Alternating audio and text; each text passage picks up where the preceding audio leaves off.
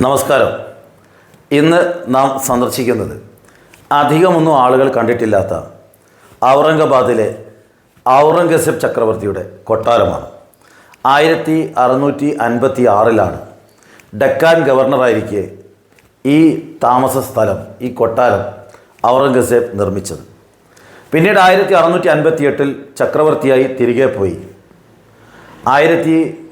1683 കൂടിയാണ് ഔറംഗസേബ് ഡൽഹി വിട്ട് ഔറംഗാബാദിലേക്ക് തിരികെ വരുന്നത്. പിന്നീട് മരണം വരെ ഈ കൊട്ടാരത്തിലാണ് താമസിച്ചത്.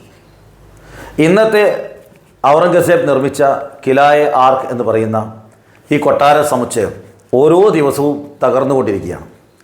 ഔറംഗസേബിൻ്റെ ഓർമ്മകൾ എന്നേക്കുമായി ഇല്ലാതാക്കണമെന്ന് നിർബന്ധ ബുദ്ധിയുള്ള സംഘപരിവാറിൻ്റെ ഗവൺമെൻറ് ഔറംഗസേബിൻ്റെ പേരിനോട് ചേർന്നുള്ള ഔറംഗാബാദിൻ്റെ പേര് തന്നെ മാറ്റി സംഭാജി നഗർ എന്ന് മാറ്റിയിരിക്കുകയാണ്.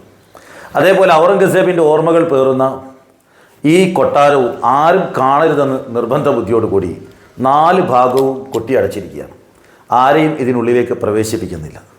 അതുകൊണ്ട് ഈ കൊട്ടാരത്തിൻ്റെ ഇന്നത്തെ അവസ്ഥ എങ്ങനെയെങ്കിലും തകർന്ന് ജീർണിച്ച് നശിച്ചു പോകണമെന്നും ഔറംഗസേബിൻ്റെ എല്ലാ ഓർമ്മകളും ഇല്ലാതാക്കണമെന്നുമുള്ള വാശിയോടുകൂടിയാണ് മഹാരാഷ്ട്ര ഗവൺമെൻറ് പ്രവർത്തിച്ചു കൊണ്ടിരിക്കുന്നത്.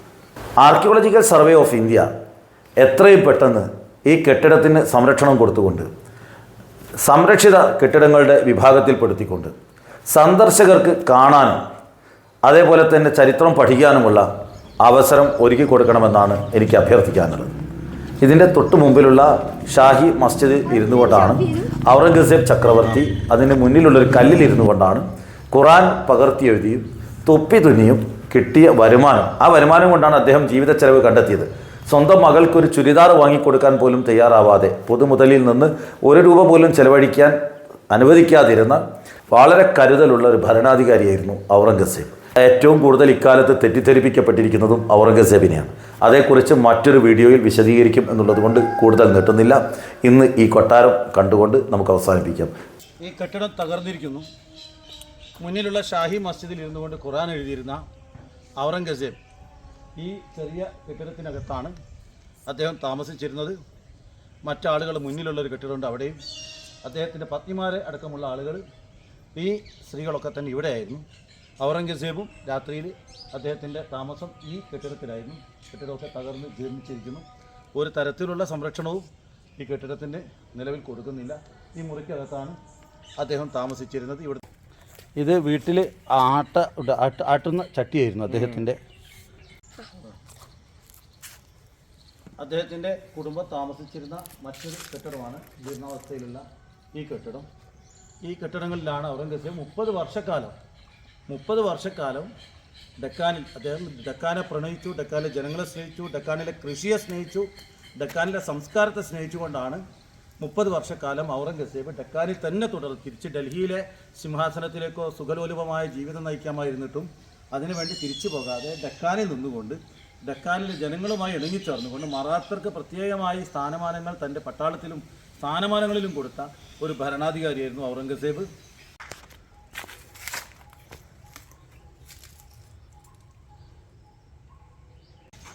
അദ്ദേഹം ഇവിടെ നിന്ന് ഖുറാൻ എഴുതിയ ഔറംഗസേബ് നമസ്കരിക്കാൻ തൊട്ടടുത്തുള്ള ആലംഗീർ മസ്ജിദിലാണ് പലപ്പോഴും പോയിരുന്നത്. കെട്ടിടമൊക്കെ തന്നെ ഈ കെട്ടിടമൊക്കെ തന്നെ ജീർണാവസ്ഥയിലാണ്. കെട്ടിടങ്ങളൊക്കെ തന്നെ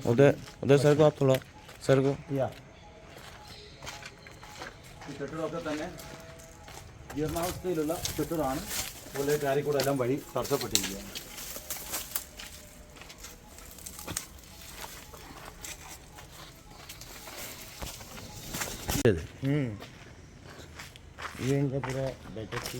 इधर बैठक था ഇവിടെ അല്ലേ ഇരുന്നില്ലേ?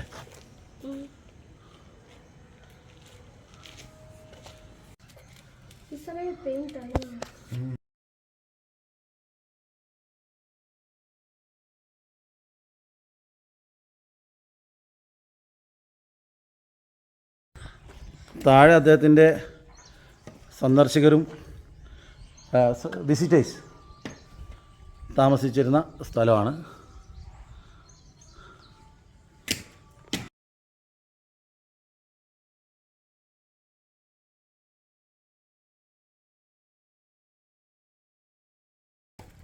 ഇത് വീട്ടിൽ ആട്ടുന്ന ചട്ടിയായിരുന്നു അദ്ദേഹത്തിൻ്റെ.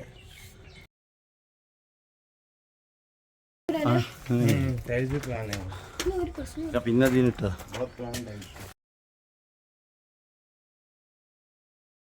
വീഡിയോ ഇഷ്ടപ്പെട്ടെങ്കിൽ നിങ്ങളൊക്കെ ഈ വീഡിയോക്ക് സബ്സ്ക്രൈബ് ചെയ്യണം, ഫോളോ ചെയ്യണം, ഷെയർ ചെയ്യുകയും കമൻറ്റ് ചെയ്യുകയും നിങ്ങളുടെ അഭിപ്രായം രേഖപ്പെടുത്തുകയും വേണമെന്ന് വിനീതമായിട്ട് അഭ്യർത്ഥിക്കുന്നു. നന്ദി, നമസ്കാരം.